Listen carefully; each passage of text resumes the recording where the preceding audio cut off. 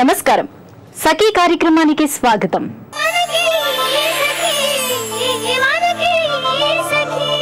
శరన్నవరాత్రిలో ఇవాళ దుర్గాదేవిని శ్రీ బాలా త్రిపుర సుందరి రూపంలో అలంకరించి పూజిస్తారు.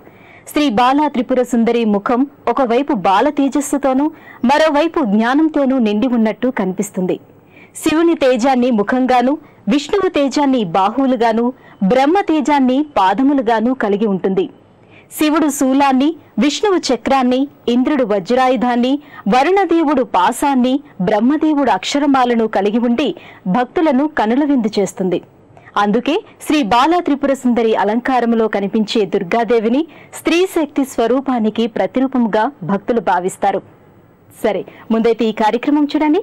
శ్రీ బాలా త్రిపుర సుందరి దేవి గురించి మరిన్ని విషయాలు తెలుసుకుందాం.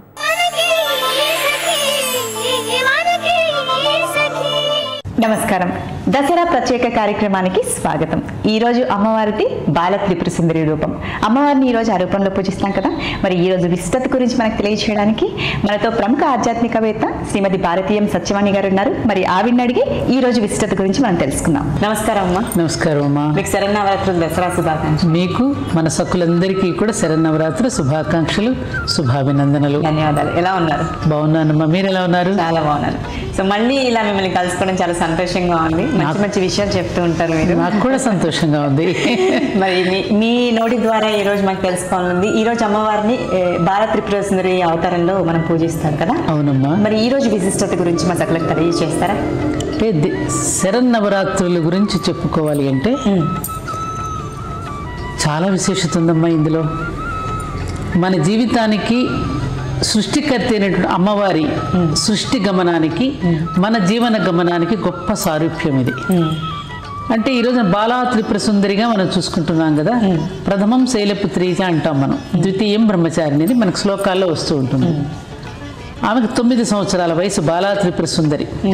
అందుకని అక్కడ ఏమిటంటే అమ్మవారి యుద్ధంలోకి వెళ్ళేటప్పుడు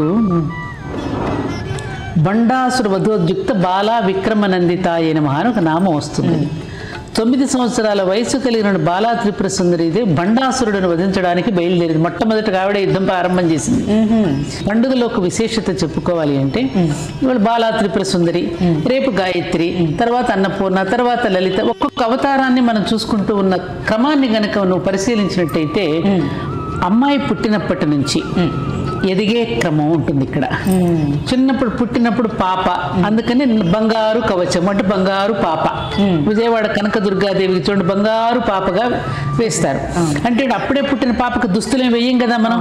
అలా పెరుగుతూ ఉన్న క్రమంలో పెట్టే నైవేద్యాలు కూడా ద్రవ పదార్థాలు పెడితే నెమ్మదిగా ఘన పదార్థాలు పరిచయం చేస్తాం. 6 నెలలు పాప అయిపోయిన తర్వాత అన్నప్రాసం చేస్తున్నాం కదా. అలాగే తర్వాత మన పొంగలి, అల్లంగారులు ఈ విధంగా పెట్టుకుంటూ పోతాం. నైవేద్యాలు విశిష్టత. ఆ వేసుకునే బట్టలలో కూడా చిన్న పాపగా ఉన్నప్పుడు గౌను వేస్తాం, ఆ తర్వాత లంగా జాకెట్ వేస్తాం, ఆ తర్వాత 11 సంవత్సరాల వయసు వచ్చేసరికి లంగా జాకెట్ ఓణి వేస్తాం, ఉత్తరీయం. ఆ తర్వాత చక్కగా మంచి డిజైన్స్తో చీరలు కట్టుకుంటుంది. ఇంకా పరిపూర్ణమైనటువంటి యువతిగా మారుతూ ఉన్న కొద్దీ తన డ్రెస్సులు ఆహార్యంలో కూడా మార్పు వస్తుంది. ఆహారంలో మార్పు వస్తుంది, ఆహార్యంలోనూ మార్పు. అది భారతీయతలో ఉన్న గొప్పతనం. ఆ ఎదుగుతూ ఉన్న కొద్దీ మనిషి యొక్క హుందాతనం అనేది మన డ్రెస్ విధానంలో తెలియజేస్తుంది. అలా అనమాట ఎదుగుతూ ఉన్న క్రమంలో వస్తుంది. ఆఖరికి రాజరాజేశ్వరీ దేవిగా పరిపూర్ణమైన యువతిగా విజయాన్ని సాధించింది అనమాట అక్కడ. అంటే పరిపూర్ణత్వం కలిగినటువంటి ఒక పెద్ద తల్లి దగ్గరికి మనం ఏ విధంగా అయితే వెళ్ళి మనం ఏదైనా పండుగలు, పర్వదినాలు, పెళ్లిళ్ళు చేసుకుంటే సలహాకి, సంప్రదింపుకి వెళ్తామా లేదా అంటే అనుభవం గడించింది కదా. అందుకే అమ్మాయి యొక్క ఎదుగుదల క్రమం ఒకటి కనపడుతుంది. తర్వాత ఏమిటంటే బాలా త్రిపుర సుందరిగా యుద్ధానికి వెళ్ళింది. తల్లి కడుపులో నుంచి బిడ్డ శిశువు బయటకు వచ్చేటప్పుడు ఎంతో స్ట్రగుల్ అయి బయటకు వస్తుంది. అక్కడే యుద్ధం ప్రారంభం అవుతుంది. ఆ స్ట్రగుల్ అయి బయటికి వచ్చిన తర్వాత జీవితంలో ఎదుర్కోబోయే స్ట్రగుల్స్ ఏవైతే ఉంటాయో, కష్ట నష్టాలను కూడా ఎదుర్కోగలిగిన. అందుకే ఇక్కడ మాతృ విజయం అంటే ఏమిటి, విజయదశమి అంటే ఏమిటి, దశహర అంటే ఏమిటి, దసరా మనలో ఉన్నటువంటి 10 దుష్ట గుణాలను హరించడం అనేది ఒకటి. మాతృ విజయం ఒకటి కనిపిస్తుంది మీకు. 9 నెలలు అంటే 9 రాత్రులు మనం 9 నెలలు బిడ్డను మోసిన తర్వాత ఎంతో స్ట్రగుల్ అయ్యి ఎన్నో ఇబ్బందులకు ఎదుర్కొని రకరకాలైనటువంటి దీంతో ఆ బిడ్డ పిండంగా ఉన్నప్పుడు లోపల ఉన్నటువంటి ఒక్కొక్క దేవత ఒక్కొక్క అవయవాన్ని ప్రసాదిస్తూ ఉంటుంది. బ్రహ్మాది దేవతలందరూ ఏ విధంగా అయితే యుద్ధానికి వెళుతున్న అమ్మవారికి ఒక్కొక్క ఆయుధాన్ని ఏ విధంగా అయితే ఇచ్చారో లోపల పిండంగా ఉన్నటువంటి గర్భస్థ శిశువుకి కూడా ఒక్కొక్క అవయవాన్ని ఒక్కొక్క నెలలో ప్రసాదిస్తూ ఉంటారు వాళ్ళు. అప్పుడు వెనక్కి తిరిగి తల్లి గర్భంలో నుంచి బయటకు వచ్చేటప్పుడు వెనక్కి తిరిగి ఇట్లా నమస్కరించుకుంటూ శిశువు గర్భంలో నుంచి బయటకు వస్తుంది. అది మాతృ విజయము. అమ్మ ఈరోజు విశిష్టత గురించి చక్కగా తెలియజేశారు. మరి ఈ రోజు అమ్మవారిని మనం ఏ విధంగా పూజించాలి, అలంకరణ ఎలా ఉండాలి, నైవేద్యం ఎలాంటివి సమర్పించాలి, జపించవలసిన మంత్రం ఏదైనా ఉంటుందా? పూజా విధానం మామూలుగా శ్రీ సూక్త విధానంతో మనం పూజించుకుంటామమ్మా. శ్రీ సూక్త విధానంతో ఇళ్లల్లో ఎవరో పూజించుకోలేరు కాబట్టి అమ్మవారిని అలా కూర్చోబెట్టుకుని లేకపోతే ఫోటో అయినా పెట్టుకుని మామూలుగా పంచోపచార పూజతో కూడా పూజ చేసుకోవచ్చు. ఎక్కడ దానివలన ఏమీ దోషమేమీ ఉండదు. ఎలా పూజించినా పూజ అందుకుంటుంది అమ్మవారు. అక్కడ మనం ఏమీ భయపడి అమ్మో ఇలా చేయకపోతే ఏమవుతుందో అనే భయం ఏమాత్రం ఏ సఖులు కూడా అలా ఆలోచించనక్కర్లేదు. అమ్మ ఎప్పుడూ కూడా ఎలా చేసినా బిడ్డలు వచ్చి రాని మాటలతో మాట్లాడితే ఎలా మురుసుకుంటుందో వచ్చి చేతకాని పనులు చేస్తూ జార విడుచుకుంటూ ఎట్లా చేస్తే తల్లి ఎట్లయితే మురుసుకుంటుందో పిల్లలు చేసే ప్రతి పనిని కూడా తల్లలా మురిపెంతో మురుసుకుంటుంది తప్ప మనకేదో చేసేస్తుందనే భయంతో మాత్రం ఎప్పుడు చేయొద్దు. భయంతో ఎప్పుడు పూజ చేయొద్దు. ప్రేమతో పూజ చేసుకుందాం. ఏ విధంగా మనం పూజ చేసినా అమ్మవారి పూజలు అందుకుంటుంది. మరి ఆవిడకి ఇష్టమైన నైవేద్యం ఏంటి? మనం ఇంట్లో ఏదైతే చేసుకున్నది నైవేద్యంగా పెట్టుకోవచ్చు. బాలా త్రిపుర సుందరి అంటున్నాం కాబట్టి అప్పుడే అన్నప్రాస చిన్నది కదా, అన్నప్రాసన చేసినప్పుడు నెయ్యి వేసి పొంగలి చేసి ఇలాగా చేసి మెతిపి పిల్లలకి ఎలా అయితే తినిపిస్తామో ఈ బాలా త్రిపుర సుందరి దేవి రోజున ఆ అమ్మవారికి పొంగలి చేసుకోవచ్చు. పాయసం కూడా పెట్టవచ్చు. పాలతో చేసినటువంటి మెత్తగా పాయసం చేసి కూడా ఈ 2 నైవేద్యాలు పెట్టుకోవచ్చు. అమ్మ ఈరోజు అమ్మవారిని ఏ రంగు వస్త్రాలతో అలంకరిస్తారు? లేత నీలి రంగు కట్టితే బాగుంటుంది. నీలి రంగు. అమ్మ ఈరోజు అమ్మవారిని ఏ పుష్పాలతో పూజించాలి? పుష్పాలు అనేటటువంటివమ్మ ఏ పుష్పాలన్నా ఆ ప్రకృతి అమ్మవారు ప్రసాదించినవి ఏ పుష్పాలతో అయినా పూజ చేసుకోవచ్చు. ఆమెకు ఎక్కువగా మందారాలంటే బాగా ఇష్టం. మందార పూజ చేసుకోవచ్చు, గన్నేరు పూలతో చేసుకోవచ్చు, మల్లెపూలతో చేసుకోవచ్చు, ఏదైనా చేసుకోవచ్చు. అమ్మ ముఖ్యంగా ఈరోజు జపించాల్సిన మంత్రం ఏదైనా ఉంటుందా? ఓం ఐం హ్రీం శ్రీం ఐం క్లీం సౌః బాలా త్రిపుర సుందర్యై నమః అని ప్రార్థన చేసుకుని ఆ తర్వాత మనలో ఉండే భ్రమలను మనల్ని వంచే వాళ్ళని కూడా అమ్మవారు దరిచేరనివ్వకుండా మనకి జాగృతాన్ని కలిగించేటటువంటిది బాలా త్రిపుర సుందరి దేవి. సో మీరు చెప్పిన ఈ మంత్రం ఈ రోజు మనం అమ్మవారిని బాలా త్రిపుర సుందరి రూపంలో పూజిస్తాం కాబట్టి ఇది జపిస్తూ మనం చేసుకోవచ్చు. మనం రోజు దేవుడికి దండం పెట్టుకుంటాం. సో చాలా మంది ఎన్నో రకాల టెన్షన్స్తో ఉంటారు. ఎలా పూజ చేయాలో భగవంతుని అర్థం కాదు, ఆయన ఎలా ప్రసన్నం చేసుకోవాలో అర్థం కాదు. శరణ చూడరు. అందుకని శరణాగత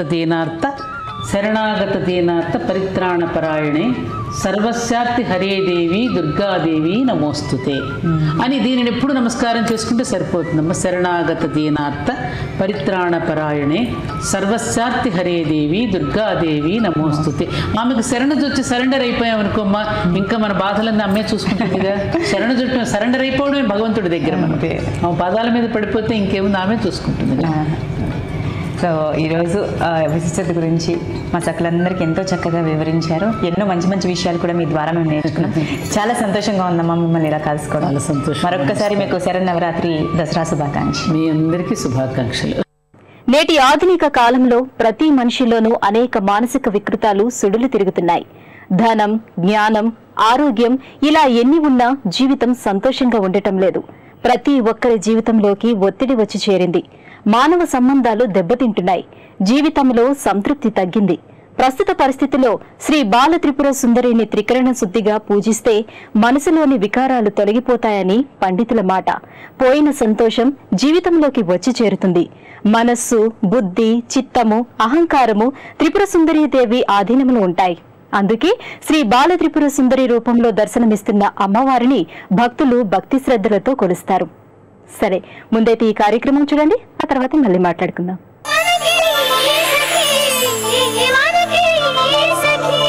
నమస్కారం, మీ సఖీ కార్యక్రమానికి స్వాగతం.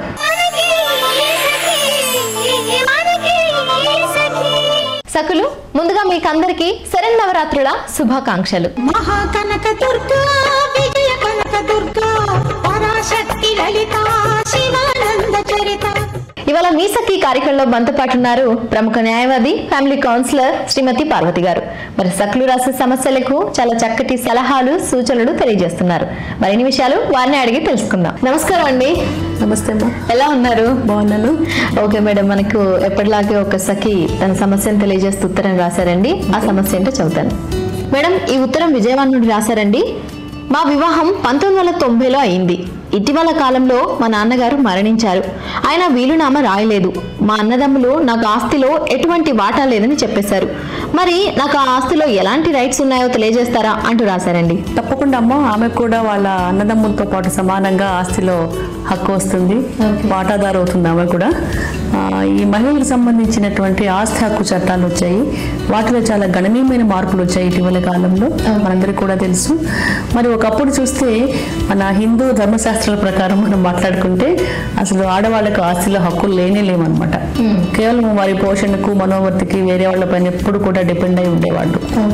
మన పెద్దలు ఏమని చెప్తారంటే, ఆడవాళ్ళకి బాల్యంలో తండ్రి, తర్వాత యవ్వనంలో భర్త, వృద్ధాప్యంలో కొడుకులు, వీళ్ళు ఆమె పాలన చూసేటటువంటి ఆవశ్యకత ఏర్పరిచారనమాట.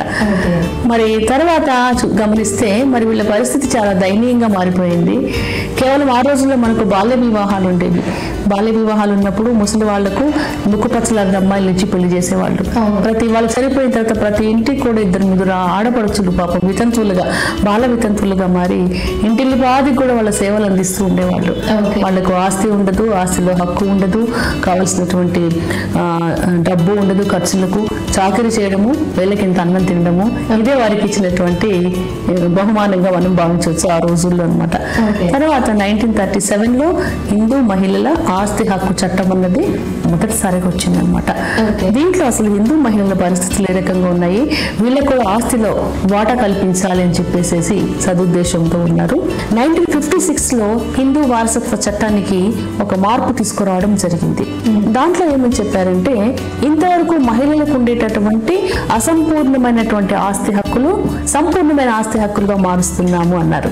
ఇందాక మనం చెప్పుకున్నట్టు ఆ భర్త గారి ప్రాపర్టీస్ అవి ఇవి వచ్చినప్పుడు వాటిని ఆవిడ ఏమన్నా చేసుకోవచ్చు, అమ్ముకోవచ్చు, ఎవరికైనా ఇవ్వచ్చు, దానం చేసుకోవచ్చు, ట్రాన్స్ఫర్ కూడా చేసుకునేటటువంటి హక్కులు, సంపూర్ణమైన హక్కులు మహిళలకు ఇవ్వడం జరిగింది హిందూ వారసత్వ చట్టము 1956 ప్రకారం అన్నమాట. కాబట్టి ఒక రకంగా మహిళలకు ఎంతో మేలు జరిగినటువంటి చట్టానికి నాంది పడింది 1956 యాక్ట్ లో. ఇంకా తర్వాత వచ్చేసరికి ఏమైంది, అంతేకాకుండా ఈ యాక్ట్ లో ఇంకొక విషయం చెప్పబడింది, చాలా మంచి విషయం యాడ్ చేశారనమాట.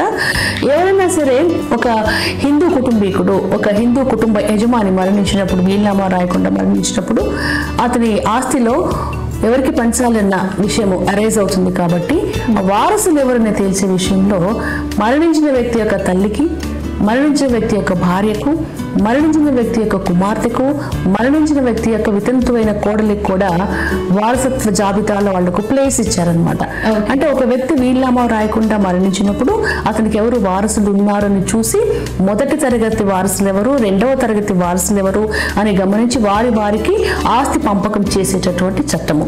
దాంట్లో మొదటి తరగతి వారసుల్లో ఈ మహిళలందరినీ కూడా చేర్చడం జరిగింది. ఇదొక శుభ పరిణామంగా మనం భావించవచ్చు. అంటే తల్లికి, భార్యకు, కూతురికి, కోడలికి కూడా ఆస్తి హక్కు వారసత్వంలో వాళ్ళకు కూడా ఆస్తి రావాలని చెప్పేసి వారసులుగా చేర్చడము జరిగింది.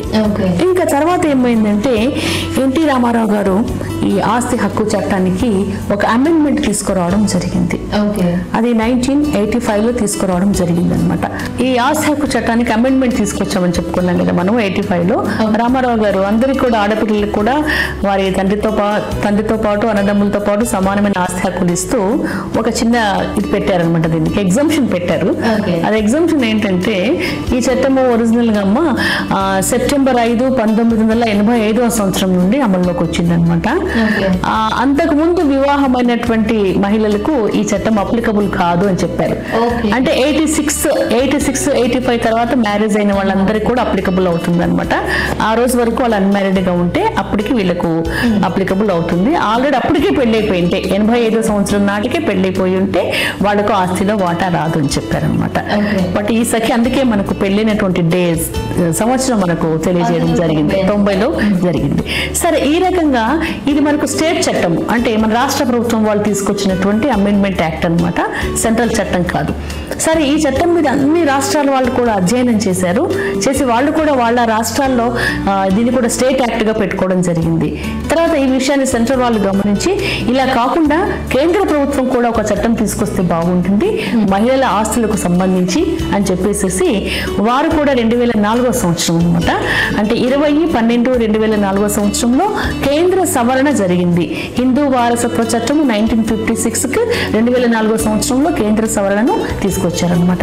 సరే, వీళ్ళేమని చెప్పారంటే మన ఆంధ్రప్రదేశ్ యాక్ట్ లోనేమో వివాహాన్ని ప్రాతిపదికగా తీసుకున్నారు. వీళ్ళేం చెప్పారంటే వివాహం ప్రాతిపదికగా తీసుకుంటే అంతకుముందు వివాహమైనటువంటి మహిళలకు అన్యాయం జరుగుతుంది, అసలు ఈ వివాహ ప్రాతిపదిక తీసివేయండి. బై బర్త్ ఎవరికైనా సరే ఆడపిల్లలకి అందరికి కూడా వాళ్ళ కుటుంబీకులతో సమానంగా ఆస్తి హక్కు వస్తుంది అన్నారు.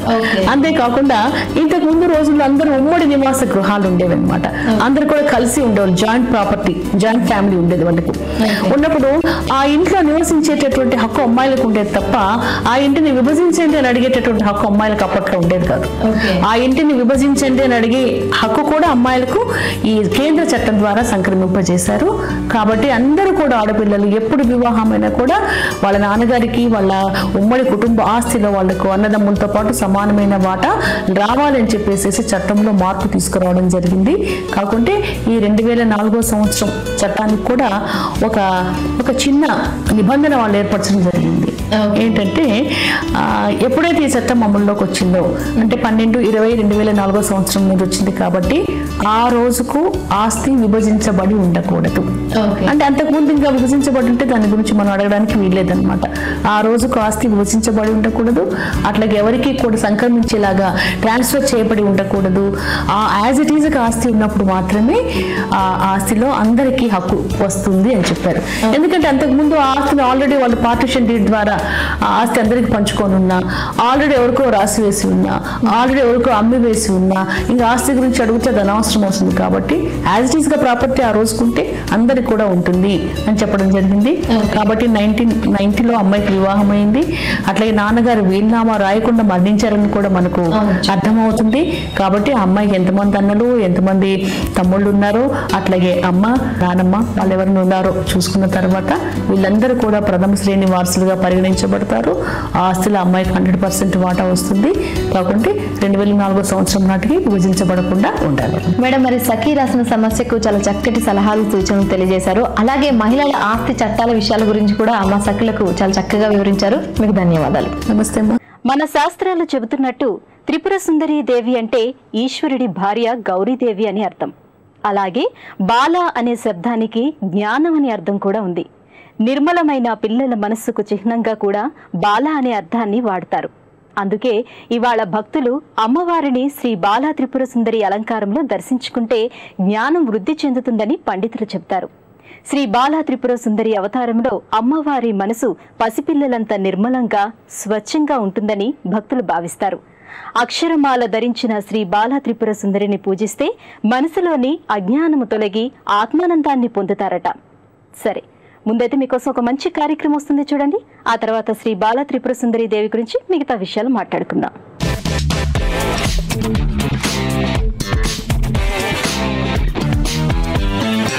నమస్కారం, వంటల సందడి కార్యక్రమానికి స్వాగతం. ముందుగా ప్రేక్షకులందరికీ కూడా శరన్నవరాత్రి శుభాకాంక్షలు.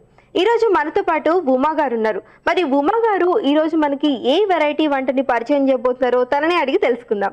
నమస్తే అండి. నమస్తే అండి. ఉమా గారు, ముందుగా మీకు శరన్నవరాత్రి శుభాకాంక్షలు. మీకు కూడా అండి. ఉమా గారు ఎక్కడి నుంచి వచ్చారు? ఒంగోలు నుంచి వచ్చానండి. నేను ఒంగోలు నుంచి. ఏం చేస్తూ ఉంటారు? నేను బ్యాంక్ ఎంప్లాయ్ అండి. ఓకే అండి. మరి ఈ రోజు మాకు ఏ స్పెషల్ రెసిపీ చేయబోతున్నారు? ఈ రోజు నవరాత్రి స్పెషల్ కదండి. నేను బెల్లం అన్నం అమ్మవారికి నైవేద్యం పెడతాం కాబట్టి ఈ శరన్నవరాత్రిలో అది ఇంట్రొడ్యూస్ చేయాలనుకుంటున్నాను. ఓకే అండి. బెల్లం అన్నం అమ్మవారికి చాలా ఇష్టమైన డిష్ అని నాకు కూడా తెలుసు బాగా. సో మరి ఈ రోజు స్పెషల్ గా చేయబోతున్నాం. మరి దీనికి కావాల్సిన పదార్థాలు ఏంటో చెప్తారా? బెల్లం అన్నానికి కావాల్సిన పదార్థాలు రైస్ అండ్ పెసరపప్పు, బెల్లం, కిస్మిస్, కాజు, ఇలాచి అండ్ నెయ్యి. ఉమా గారు మరి కావాల్సిన పదార్థాలు కూడా చెప్పేశారు. మరి తయారీ విధానాన్ని మొదలు పెడదామా? షూర్. ఓకే, ముందుగా ఏం చేయాలండి? ముందుగా నానబెట్టిన బియ్యాన్ని కుక్ చేసుకోవాలండి మనకు. ఓకే, ముందుగానే బియ్యము పెసరపప్పు కలిపి నానబెట్టారు. సో ఎంతసేపు నానబెట్టుకోవాలి? ఒక హాఫ్ అన్ అవర్ నానబెట్టుకుంటే సరిపోతుంది. ఓకే అండి, ఇప్పుడు వీటిని కుక్ చేసుకోవాలా? ఓకే అండి, మరి కుక్కర్లో పెడదామా? ఓకే.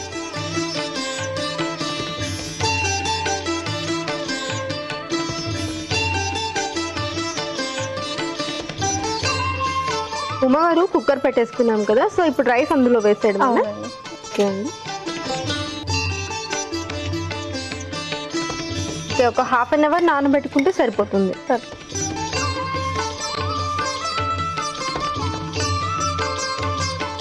వాటర్ అంటే కొలతగా పోసుకోవాలా, మామూలుగా సరిపోతుందండి? కొంచెం మెత్తగానే కావాలి కాబట్టి కొంచెం వాటర్ ఎక్కువ పోసుకోవాలి. ఓకే,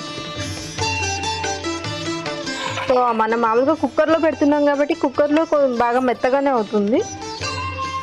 ఓకే అండి, మనం అలాగే ఇప్పుడు కుక్ పెట్టేస్తామా, మూత పెట్టేద్దామా? మూత.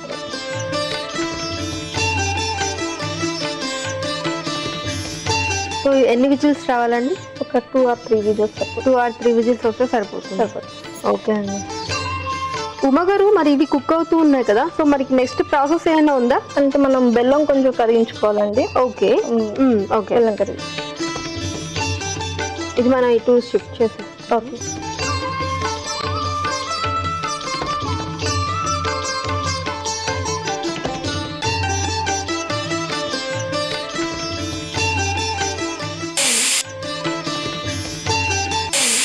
ఉమ్మగారు, మరి కుక్కర్ కూడా మనకి ఇక్కడ విజిల్స్ వచ్చినాయి కదా, మరి చూద్దామా? ఓకే, సరిపోతుందండి? సరే, ఉడికినట్లే కదా. ఓకే, సో మరి నెక్స్ట్ ప్రాసెస్ ఏంటండి? కొంచెం నేతిలో కాజు డ్రై ఫ్రూట్స్ ఫ్రై చేయాలి. ఓకే అండి,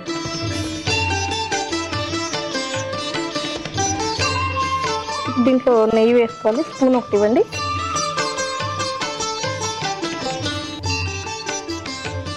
సో ఓకే, ఇక్కడ నెయ్యి కూడా మనకి బాగా హీట్ అయింది. ఓకే, ఈ కాజు వేసేసారు. కాజు కొంచెం ఫ్రై అయిపోయింది కదా, దాంట్లో కిస్మిస్ కూడా యాడ్ చేసుకోవాలి. ఓకే, ఎక్కువ ఫ్రై. సో వీటికి ఎక్కువ వేడేం అవసరం లేదు? అవసరం లేదు, కిస్మిస్కి అవసరం లేదు. ఓకే అండి, ఈ బెల్లం పాకంలో కొంచెం ఇలాచీ వేసుకోండి. పాకంలోనా? పాకంలో. ఓకే, స్పూన్ ఇవ్వండి ఫ్లేవర్ కోసం. సో పాకంలోనే ఇలాచీ పౌడర్ స్మెల్ బాగా వస్తుంది. ఓకే, ఇప్పుడు రైస్ లో ఇది యాడ్ చేద్దాం.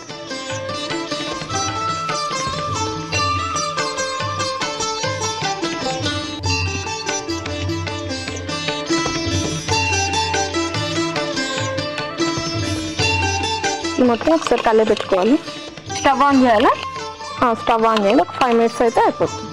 స్టవ్ ఆన్ చేసినది ఒకసారి కళ్ళే పెట్టుకోవాలి. సో మళ్ళీ ఒకసారి కొంచెం సేపు ఉడికించుకోవాలి. ఇంకొంచెం సేపు ఉడికించుకుంటే.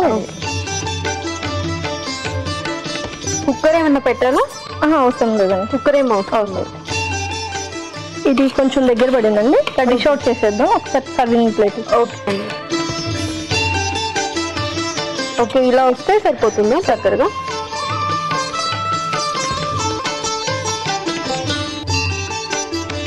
స్టవ్ ఆఫ్ చేయాలా? ఆఫ్ చేసి డిష్ అవుట్ చేసాను. గార్నిష్కి ఆల్రెడీ తొందరగా వేయించుకున్న కాజు అండ్ కిస్మిస్. ఓకే, సో మనం కొన్ని వేసాం కదా, నెయ్యి అండ్ అలాగే డ్రై ఫ్రూట్స్ ఆల్రెడీ మనం పాకంతో పాటు వేసేసాము. సో ఇంకొన్ని పైన గార్నిష్ కోసం. అమ్మవారికి ఎంతో ఇష్టమైన బెల్లం రెడీ అయిందండి. టేస్ట్ చూసి ఎలా ఉందో చెప్పండి. తప్పకుండా అండి. చూసారు కదా, అమ్మవారికి ఎంతో ఇష్టమైన బెల్లపన్నం అయితే రెడీ అయిపోయింది. మరి దీన్ని టేస్ట్ చేసే ముందు దీనికి కావాల్సిన పదార్థాలు అలాగే తయారు చేసే విధానం మరొకసారి చూద్దాం. బెల్లం అన్నంకి కావలసిన పదార్థాలు: బియ్యం, పెసరపప్పు, నెయ్యి, బెల్లం, ఇలాచీ పౌడర్, జీడిపప్పు, కిస్మిస్.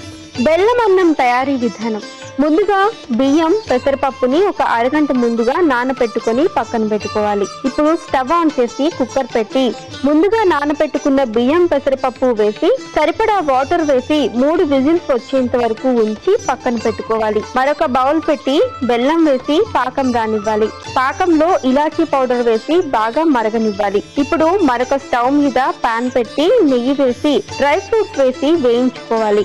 ఇప్పుడు ఉడికించిన అన్నంలో బెల్లం పాకం కొన్ని డ్రై ఫ్రూట్స్ వేసి బాగా కలుపుకొని చిన్న మంట మీద ఉడకనివ్వాలి. తర్వాత స్టవ్ ఆఫ్ చేసి సర్వింగ్ బౌల్ లోకి సర్వ్ చేసుకొని కొన్ని డ్రై ఫ్రూట్స్ తో గార్నిష్ చేసుకోవాలి. అంతే, ఎంతో టేస్టీ బెల్లం అన్నం రెడీ. బెల్లం అన్నంకి కావాల్సిన పదార్థాలు అలాగే తయారు చేసే విధానాన్ని చూసారు కదా. మరి ఇప్పుడు అమ్మవారికి ఎంతో ఇష్టమైన ఈ ప్రసాదాన్ని అమ్మవారికి నైవేద్యం పెడదామా?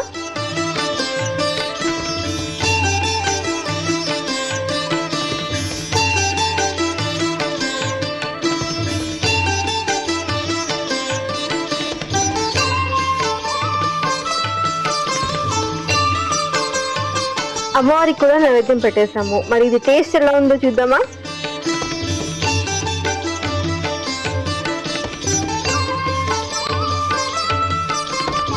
ఉమ్మగారు నిజంగా చాలా సూపర్ గా ఉందండి. ఈ నవరాత్రుల సందర్భంగా మాకు ఇంత మంచి స్పెషల్ రెసిపీని తయారు చేసుకుంటున్నందుకు ధన్యవాదాలండి. అలాగే ప్రజ్ఞా సారీస్ దిల్సుఖ్ నగర్ కుకట్పల్లి వారి గిఫ్ట్ వచ్చారు. థ్యాంక్ యూ అండి. సకలు చూసారు కదా ఉమ్మగారు చేసిన బెల్లం అన్నాన్ని. మరి మీకు కూడా ఇలాంటి కొత్త కొత్త రెసిపీస్ తెలిసినట్లయితే మీరు కూడా వంటల సందడి కార్యక్రమాల్లో పాల్గొనొచ్చు. మరి మాకు కాల్ చేయవలసిన నెంబర్ 04023556540. మరి వెంటనే కాల్ చేసి మీరు కూడా వంటల సందడి కార్యక్రమాల్లో పాల్గొనండి. ఇది ఇవాల్టి వంటల సందడి కార్యక్రమం. రేపటి వంటల సందడి కార్యక్రమంలో మరొక ప్రత్యేకమైన వంటతో మళ్ళీ కలుసుకుందాం. మరొకసారి ప్రేక్షకులందరికీ కూడా శరన్నవరాత్రి శుభాకాంక్షలు. నమస్కారం. నమస్కారం. శ్రీ బాలా త్రిపుర సుందరీదేవి శ్రీచక్రములోని త్రిపురాయత్రములోని మొదటి దేవత, షోడశ విద్యకు అధిష్టాన దేవత. దేవి ఉపాసకులు ఆ దేవి అనుగ్రహం పొందటం కోసం భక్తి శ్రద్ధలతో ఎంతో నిష్ఠగా బాలార్చన చేస్తారు. సంతానం కోసం ఎదురు చూస్తున్న మహిళలు శ్రీ బాలా త్రిపుర సుందరి రూపంలో కొలువుతీరి ఉన్న అమ్మవారి అనుగ్రహాన్ని కోరుకుంటారు. సంతానాన్ని అందించే దేవతగా శ్రీ బాలా త్రిపుర సుందరి భక్తుల పూజలందుకుంటోంది. ఇవాళ చాలా మంది మహిళలు 10 ఏళ్లలోపు బాలికలను అమ్మవారి స్వరూపంగా అలంకరించి పూజలు చేస్తారు, కొత్త బట్టలు పెడతారు. సరే, ముందైతే ఈ కార్యక్రమం చూసండి, ఆ తర్వాత మళ్ళీ మాట్లాడుకుందాం. నమస్కారం. చూడండి చేయండి కార్యక్రమానికి స్వాగతం.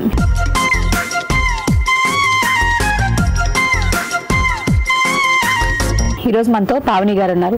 పావని గారితో మాట్లాడి మన సకలందరికీ ఏం నేర్పించిపోతున్నారో తెలుసుకుందాం. నమస్తే పావని గారు. నమస్తే అండి. ఎలా ఉన్నారు? బాగున్నామండి. సో ఈరోజు మా సకలందరికీ ఏం నేర్పించిపోతున్నారు? కుందన్స్ తోని ముగ్గు ప్యాచ్, మోతీస్ తోని హారం, ఫ్రేమ్ హారం. ఓకే అండి, మరి దానికి కావాల్సిన వస్తువులు చెప్తారా? చెప్తానండి. చెప్పండి. కావలసిన వస్తువులు మోతీస్, కుందన్స్, గ్లూ, వైర్, సీజర్, జిలేటివ్ పేపర్, లేస్. సకలు కావాల్సిన వస్తువులన్నీ చూసాం కదా, ఇప్పుడు ఎలా చేయాలో చూద్దాం. సో ఏం చేయాలండి? ముందుగా ముత్యాలు తీసుకోవాలి.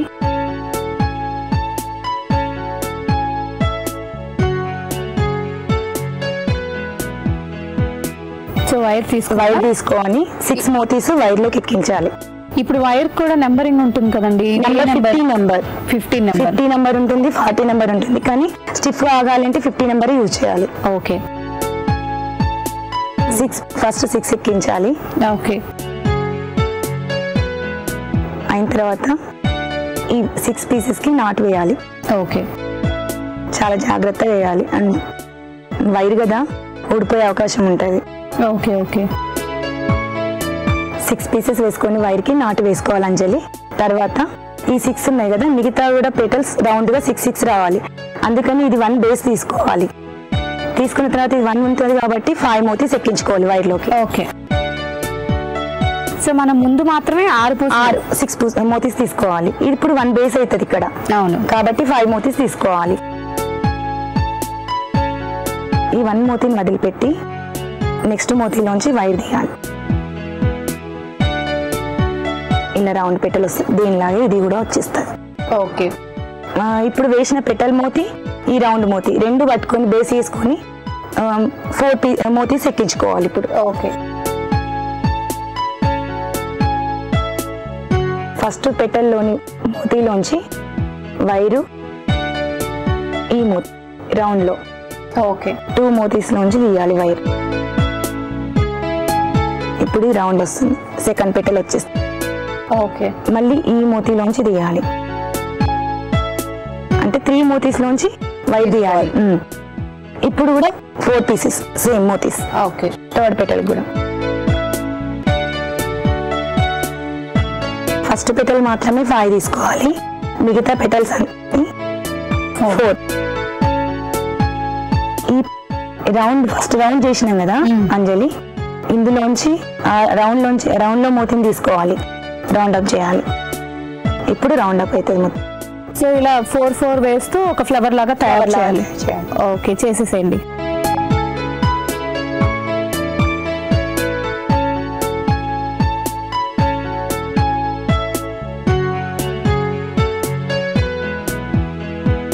అంజలి ఫ్లవర్ చేశాను కదా మోతీస్ది, కంప్లీట్ అయింది. ఇటువంటి ఫ్లవర్స్ నా దగ్గర ఉన్నాయి, చూపిస్తాను. సో దాంతో హారం చేయడం ఎలాగో చూపిస్తాను. ఓకే ఓకే ఇలా వచ్చేస్తాయి ఫ్లవర్స్. ఓకే ఓకే సో ఇప్పుడు వీటితో ఏం చేయాలి? హారం చేయాలి. ఓకే స్టార్ట్ చేయండి. ఫస్ట్ వైర్ తీసుకొని రౌండ్ కోసం 5 మోతీస్ ఎక్కించాలి. ఈ వైర్ మనం అంటే లెంత్ చూసుకోవాలా లేకపోతే అంటే ఫ్రేమ్ బట్టి మనం వైరింగ్ చూసుకోవాలి. ఓకే ఈ 4 మోతీస్ వదిలిపెట్టి ఓన్లీ 1 మోతీలోంచి ఆపోజిట్ గా తీసుకోవాలి వైర్ ని. ఇక్కడ రౌండ్ వచ్చేస్తుంది మనకి. ఈ రౌండ్ ఎందుకంటే మేకకు హ్యాంగ్ చేయడానికి ఓకే కంఫర్ట్ ఉంది. ఇప్పుడు 4 మోతీస్ ఎక్కించుకోవాలి, 1 సైడ్ ఇటు 1 సైడ్ ఎక్కించుకోవాలి. నెక్స్ట్ ఇటు సైడ్ 4.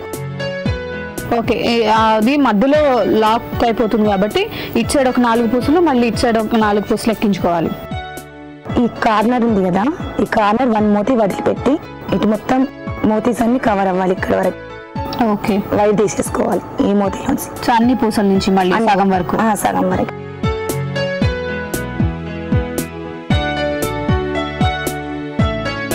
ఇట్స్ 1 సైడ్ అయిపోయింది కదా, ఇప్పుడు నెక్స్ట్ ఇటు సైడ్ వేసుకోవాలి. అచ్చా ఒక పూస అంటే ఇటు నుంచి సగం ఇటు సైడ్ నుండి సగం వేయాలి. అయితే ఇది దండలాగా వచ్చేస్తుంది. ఈ కార్నర్ మోతీని వదిలిపెట్టి ఇటు సైడ్ మోతీస్ నుంచి వైర్ తీయాలి 1 సైడ్. మళ్ళీ నెక్స్ట్ ఈ కార్నర్ వదిలిపెట్టి ఇటు సైడ్ నుండి మోతీస్ నుంచి వైర్ తీయాలి. ఓకే మీరు ఆల్రెడీ చేసిన హారం ఉందండి. ఓకే చూపించండి. అంజలి ఈ హారం కంప్లీట్ అయిన హారం ఇది. బాగుందండి. అంటే మీరు ముందు ప్లెయిన్ గా చేశారు. అవును. సో ఇప్పుడు మనం ఏంటంటే ఇందులో మిడిల్లో 6 క్రిస్టల్స్ పెట్టినాను. ఓకే రౌండ్ అప్ మోతీస్ పెట్టిన. ఓకే అండి చాలా బాగుంది. అండ్ ఇంకోటి ఏదో చెప్పారు, ముగ్గు. ఓకే అది చూద్దామా? ఈ మిడిల్ పార్ట్ ఎక్కడ ఉందో అక్కడ చూసుకొని డిక్సెస్ కుందని అతకబెట్టాలండి. మిడిల్ పార్ట్ చూసుకొని. ఓకే తర్వాత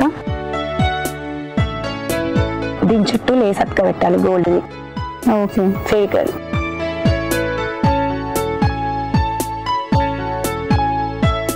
ఈ గోల్డెన్ లేస్ అతకబెట్టాలి ఫస్ట్, డిక్సెస్ కుందని పెట్టేసి. ఓకే తర్వాత ఈ గ్లూ పెడుతూ కుందన్స్ అతకబెట్టుకోవాలి రౌండ్ గా. మనకు నచ్చిన కలర్స్, నచ్చిన షేప్స్ ఉంటాయి, కలర్స్ ఉంటాయి. ఓకే మనం ఎంత డెకరేట్ చేసుకోవాలంటే అంత. సో ఇలా మొత్తం మనకి ఎలా కావాలి, ఎంత బ్రైట్ గా కావాలి అనుకుంటే అలా మన థాట్ని బట్టి చక్కగా ఫుల్ గా డెకరేట్ చేయొచ్చు. ఇది ఫుల్ గా ఫిల్ అప్ అయ్యింది. ఓకే చేసి తీసుకొచ్చాను. చూపించండి. అంజలి నేను ఇప్పుడు చూపించాను కదా, అదే సేమ్ షీట్ మొత్తం పెద్ద కుందన్ పెట్టి మొత్తం గోల్డ్ లేస్తో పెట్టి కుందన్స్ అన్ని పెడుతూ వచ్చాను. ఎగ్ షేప్ కుందన్స్, డ్రాప్ షేప్ కుందన్స్, హార్ట్, రౌండ్, అన్ని కలర్స్. ఇంకా దానిలో కూడా వచ్చిన కలర్ రాకుండా చూసుకుంటూ పెట్టాను. చుట్టూ దీపక్ కుందులు కూడా పెట్టుకోవచ్చు. ఓకే సో ఇంకా మన ఇష్టం అండి, మనం ఎలా డెకరేట్ చేసుకోవాలంటే ఇంకా అంత డెకరేట్ చేసుకోవచ్చు. కానీ చాలా ఈజీగా, చాలా అందంగా చాలా బాగుందండి. పావని గారు చక్కగా మోతీస్తో అందమైన పూల దండలు, అలాగే కుందన్స్తో డెకరేటివ్ ఐటమ్స్ ఎలా తయారు చేసుకోవచ్చు అని మా సకలందరికీ చూపించారు. ధన్యవాదాలండి. థ్యాంక్ యూ అండి.